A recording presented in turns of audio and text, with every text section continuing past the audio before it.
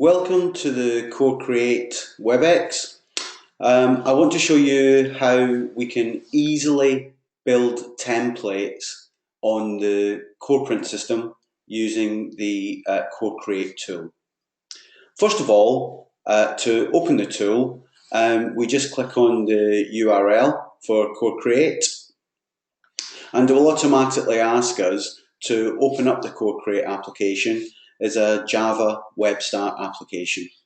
Once we click OK to this and open, the interface itself will open up a login page. This would be the same login page that you would use to access the CorePrint system. So I will just enter in my user details.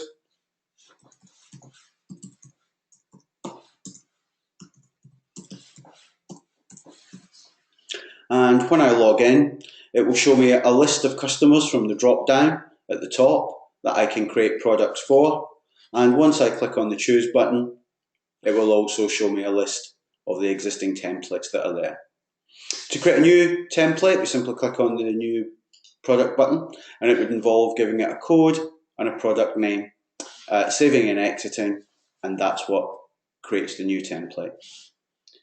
So that we can understand how the templates are constructed, we're going to simply look at one that's been done before, which is a little business card here. By double clicking on it, it will ask me if I want to edit the template. You can see here on the screen it's actually downloading the PDFs and the fonts that are used within this template. That means that if you were to lose your internet connection temporarily, the work that you've done wouldn't be lost. You can just wait until that connection is re-established and simply save the template again. The idea of Corecreate is that it's a very simplistic looking page makeup graphic user interface. So users that are familiar with working in a studio and using the sort of InDesign, Quark Express and Illustrator applications, they should feel at home with this. So the first thing that we always do is set the page size. Up here we've got the option of 54mm by 85. These can be changed within the boxes here, or we can click on the page one and change the width and the height there. Okay.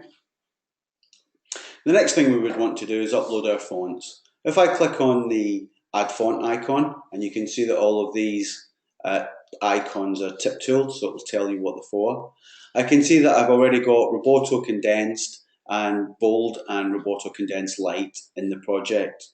If I wanted to add any fonts, I can simply close the font list down, come to my desktop where I have the artwork folder, and if I double click in here and come to my fonts folder, if I was to just grab the fonts and drag them over and onto the page, it will tell me that they already exist because they're in the template, but that would be the process involved in uploading any fonts.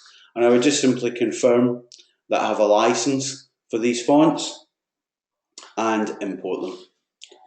The same applies to the imagery that would be used for the template.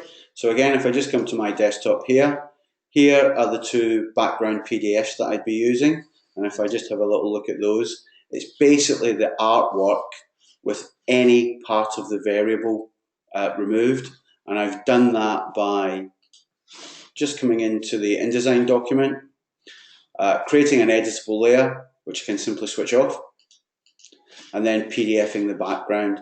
And that's what's going to form the starting point really of any template. It's just identifying the parts that will be variable, removing them, and PDFing that artwork. So again, to bring those into the template, I would just come to my desktop, drag the two files across, and it will allow me to upload them. Again, they already exist, but that would be the process. The next thing we would want to address would be colours that would be used within the template. To create a new colour, we click on the new button down here.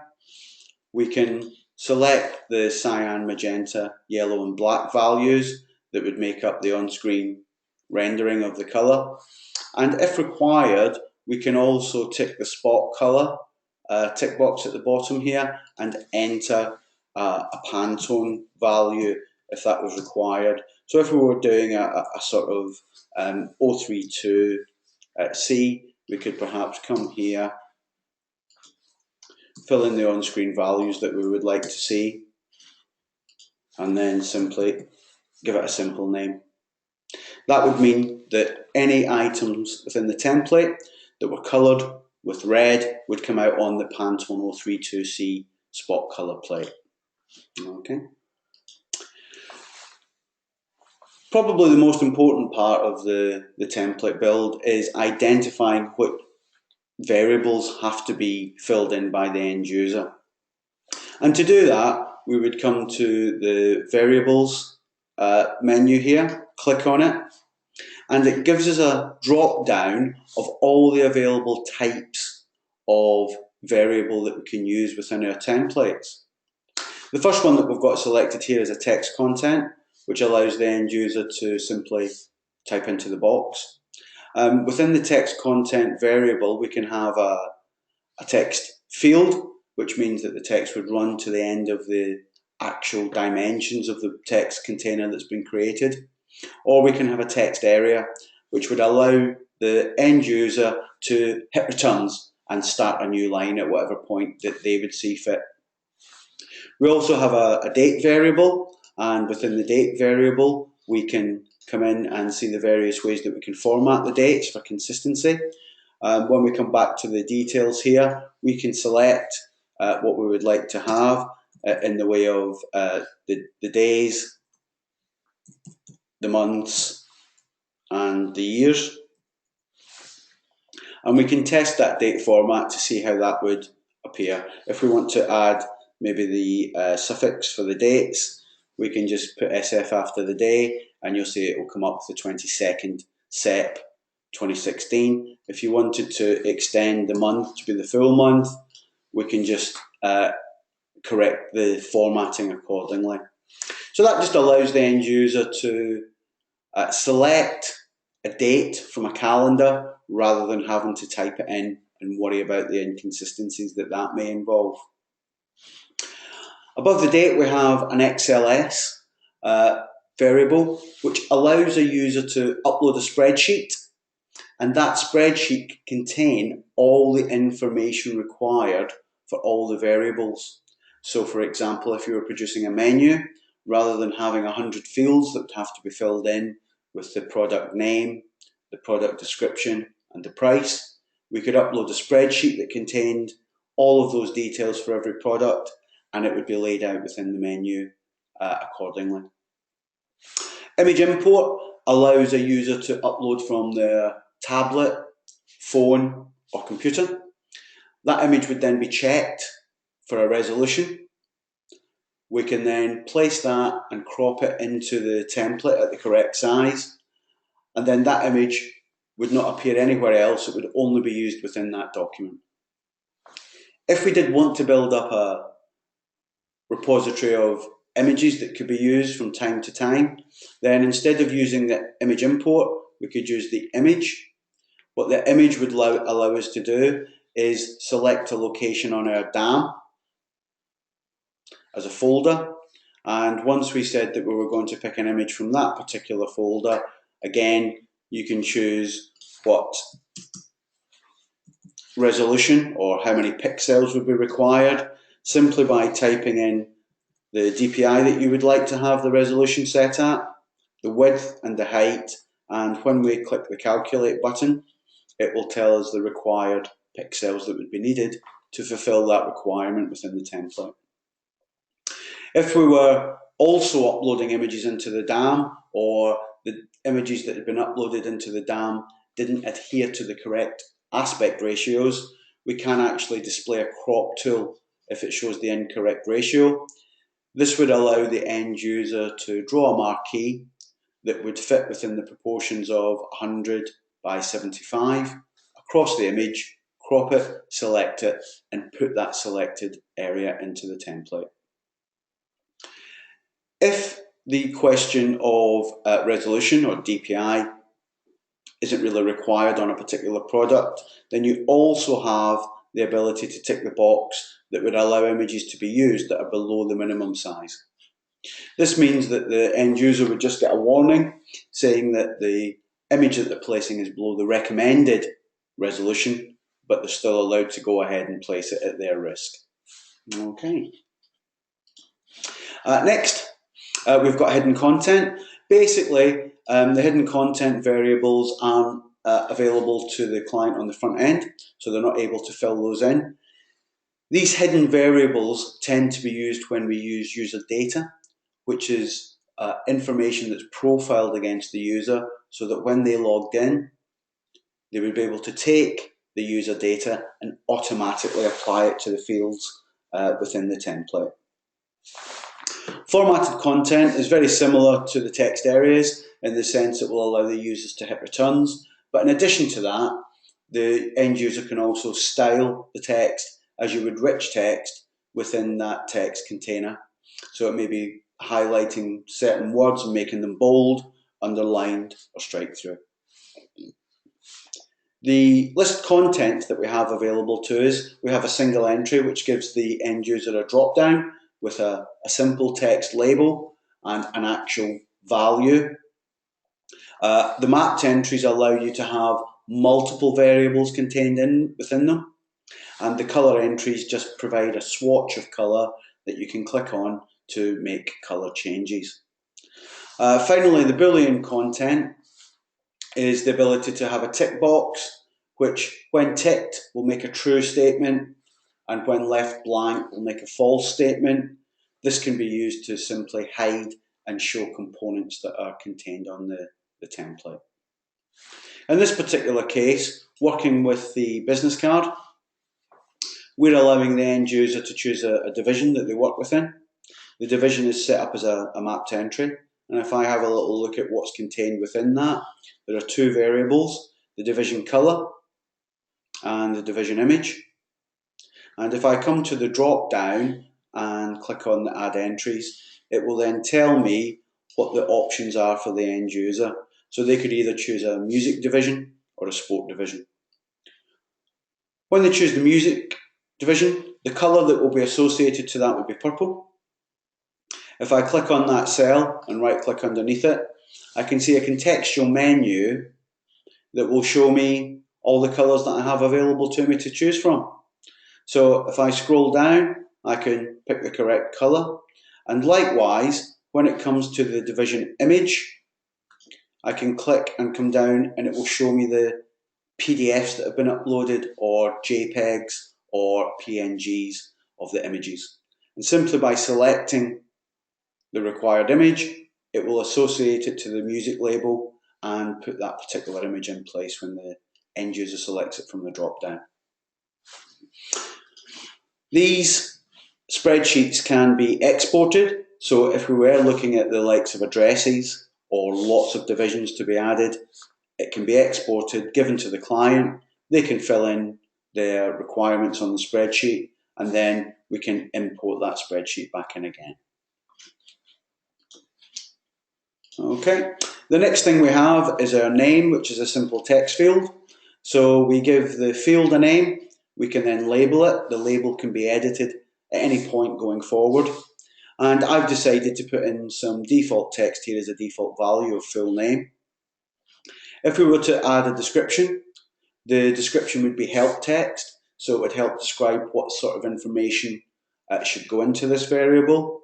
If we use the pre-content, it would mean that any information typed into this field would display only when the user clicks into that field on the front end. And if the field is required, we can tick the box here, which means the end user would not be able to save the document in order without, first of all, filling in this required field. So it's a little bit of a safety check. So we just run through what would be required on this particular business card. We've got the name, job title, their email address. Again, if you wanted to put some default information in on the email, we could simply put at coronation.com. and save that as a default. Likewise, if we wanted to enhance the functionality of the template, we could write some JavaScript that could take the person's full name, put it into lowercase, put a dot in between the first name and the surname, and then add it to a standard email address. So we can have a JavaScript that would automatically generate the emails based on that formula. The other information we have here is the direct dial for them to enter, their mobile number. We also have an address, which is a mapped entry again. So in this case, we've got an address line 1, an address line 2, address line 3, town, postcode, and an address telephone. And again, within the drop down, we can see the locations that we have available to us. If I click on Add Entries, these can be edited, added to, or removed. Once we have the variables in place, we can then start putting the elements onto the page. And the first thing that I would add would be the base, so starting from the back and working my way forward. And if I just click on the icon to the left of the base component here, it will bring up the values for this base. And I've used the coordinates in millimeters, -3, -3 for the X and Y coordinate, just like I would in InDesign. And then accordingly, the width and the height would be added, allowing the width to be 6 mm bigger than the actual trim size and the height. Rather than selecting an image from the images that have been uploaded into the image library, I've actually used the variable here to select the division image. So the actual content of the base image component would be whatever is selected within the drop down of the division for the image cell. And I can test that very simply by clicking on the test editor within Corecreate, and from the division drop down, changing the label, clicking on the page to update it, and we can see that the image has changed on the card and the colouring has also changed on the card based on that mapped entry.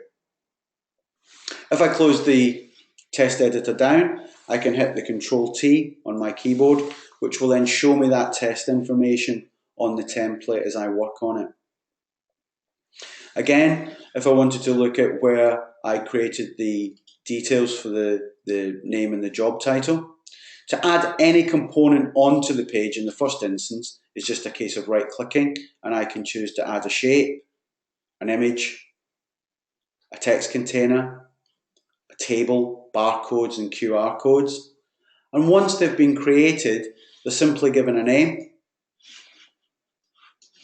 in here, and the X and Y coordinates are put in for that particular component. And again, just referring back to the InDesign, if I switch on my editable layer, I can click on the element here for the name, and this is where I can get my X and Y coordinates and the width. I can then use the text tool, I can highlight the text and find out the font that's being used and the correct font size. Once I have that information, I can simply come back and apply the same information into the X and Y and the width and into the font that's being used. The variables are then added from the drop down. So I've added the name and the job title just simply by selecting and clicking add, and it will bring it into that text container. If I want to remove them, again, I can tick on the box and just say remove selected, and it will remove that particular variable from this text container. If the job title has a different font to the name, which we can see is the case here, if I double click on the job title, I can then select a different font size, a different font style, different leading, and a different colour if that was required. If I wanted to have the job title in the same colour as the division colour, I could click on the little V here, and from the drop down I would simply select the division colour, change it and save, and we can see here that the job title would now change and keep with whatever colour was selected from that division drop down. And then I can save and exit. The next component I put on the page was the contact details. If we have a little look in here again, it's a case of getting the X and Y coordinates. And in this case, I've added some groups into the text container rather than individual elements.